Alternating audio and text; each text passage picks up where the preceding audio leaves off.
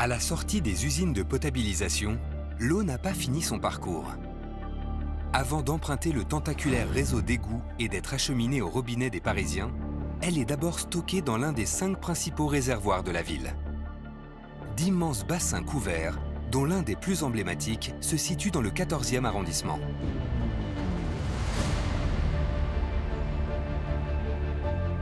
Sous cette prairie de 3 hectares, soit l'équivalent de 4 terrains de football, se cache l'un des plus importants réservoirs d'eau de la capitale, le réservoir Montsouris.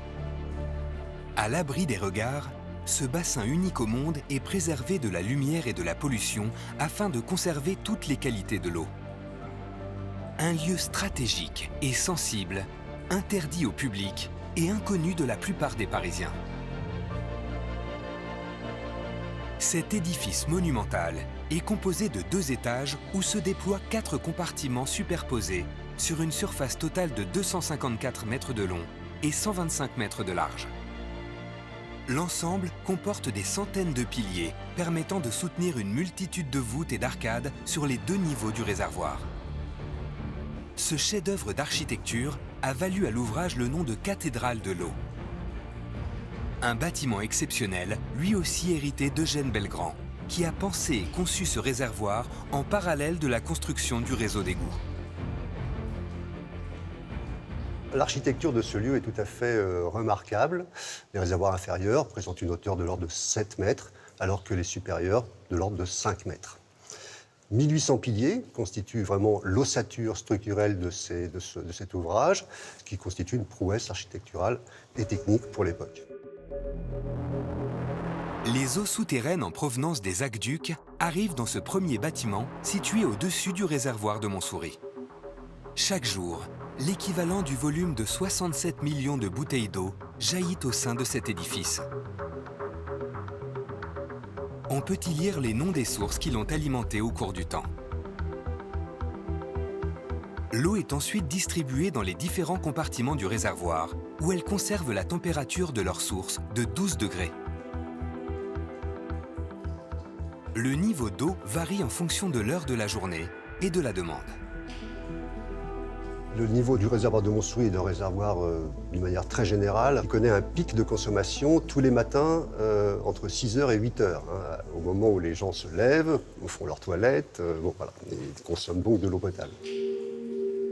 Une fois le pic de consommation passé, le réservoir se vide graduellement au cours de la journée, avant d'être à nouveau rempli dans la nuit via d'immenses vannes conçues sur mesure pour l'édifice. L'eau qui sort du réservoir Montsouris arrive ensuite directement dans les canalisations d'eau qui serpentent à travers les égouts de la capitale.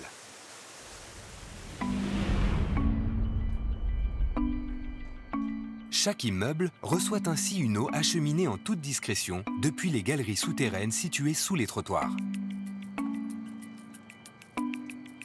Pour anticiper les demandes, le réseau est équipé de milliers de capteurs répartis sur l'ensemble du parcours de l'eau, de sa production à sa distribution, via les égouts parisiens. Chaque jour, ces capteurs collectent des millions de données qui sont analysées en temps réel dans un centre de pilotage. Dans une salle ultra sécurisée, les agents coordonnent à distance le stock d'eau potable distribué dans la capitale. Ils ont une vision en temps réel de l'ensemble du réseau, y compris les 2000 km de canalisation d'eau qui circulent dans les galeries d'égouts de la ville. Au sein de cette tour de contrôle, ces aiguilleurs de l'eau, les dispatchers, se relaient 24 heures sur 24 pour répondre aux besoins des Parisiens. Ici, nous traitons 19 000 variables, c'est-à-dire des millions de données par jour, et nous pouvons agir sur une bonne partie des installations à distance. Et les dispatchers agissent au quotidien pour ouvrir des vannes sur les réseaux pour remettre de la pression, pour monter l'eau dans les réservoirs, pour permettre un meilleur stockage. Et l'unique but, c'est de garantir la distribution aux Parisiens à tout moment, 24 heures sur 24. En plus d'assurer une distribution continue d'eau potable, les agents doivent également garantir une pression constante à la sortie du robinet des Parisiens, au minimum 2,5 bars.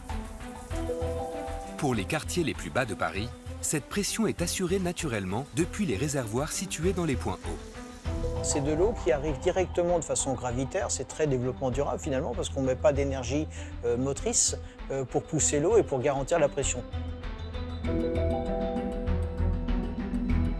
À Paris, la plupart des réservoirs sont situés sur les hauteurs à environ 25 mètres d'altitude.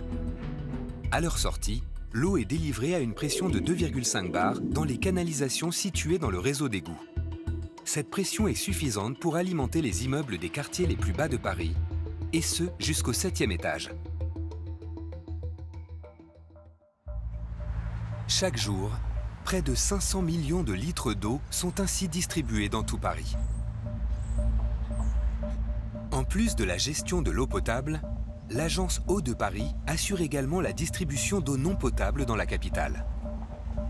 Cette eau est prélevée dans la Seine et le canal de l'Ourcq. Une fois filtrée de ses débris végétaux, l'eau brute emprunte près de 1700 km de canalisation, elles aussi acheminées via le réseau d'égouts parisien. Un système très ingénieux, une fois encore imaginé par Eugène Belgrand.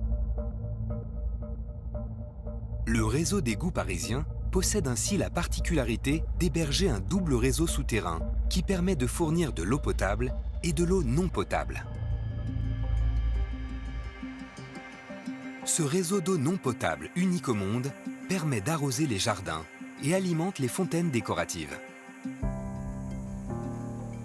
Cette eau non potable joue également un rôle primordial dans l'entretien des trottoirs et des rues de la ville. Tous les matins, des équipes de la propreté ouvrent les bouches de lavage. Plus de 17 000 vannes de ce type sont réparties dans tout Paris. Cette eau permet de dégager les caniveaux, entraînant au passage les feuilles et autres détritus. Ces bouches de lavage alimentent également les camions de nettoyage.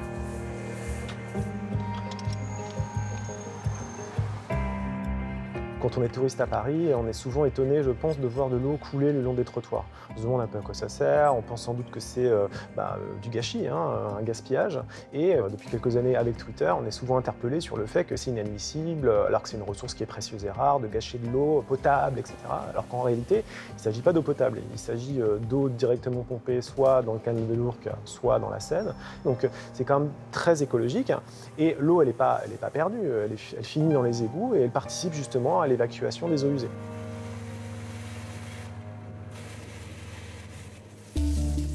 L'ensemble des rues parisiennes est en pente. Toutes les eaux de lavage glissent donc naturellement le long de la chaussée et finissent leur course dans la bouche d'égout la plus proche.